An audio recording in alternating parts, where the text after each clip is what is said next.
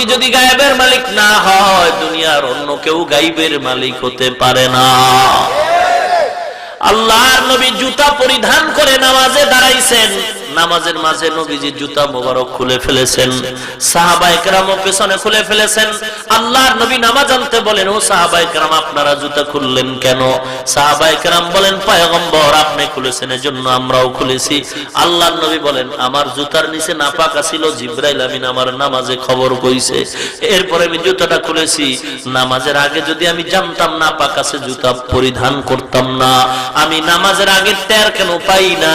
আমি গায়েবের মালিক না, এজন্য আমি জুতার নিচের নাপাকেরও খবর রাখি না। আলিমুল গায়বি ওয়াশ শাহাদাতি হুয়ার রহমানুর রহিম।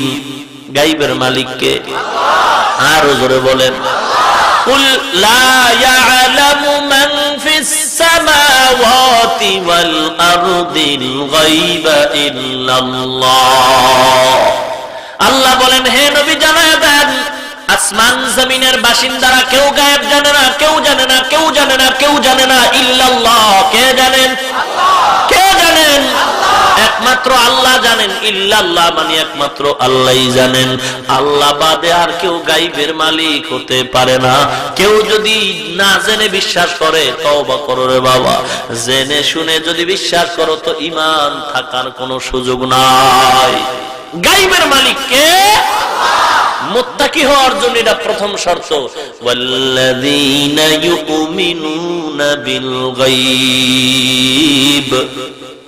প্রথম মুত্তাকি হওয়ার জন্য গুণ, গায়বের মালিক আল্লাহ, এটা বিশ্বাস করতে হবে। কি বলে? গায়বের মালিক কে? আল্লাহ। আর আমগো সমাজের কিছু মুসলমান ভাইজানরা বলে তার বাবাই নাকি গায়বের মালিক। বলে কিনা? বলে আমার অন্তরের খবর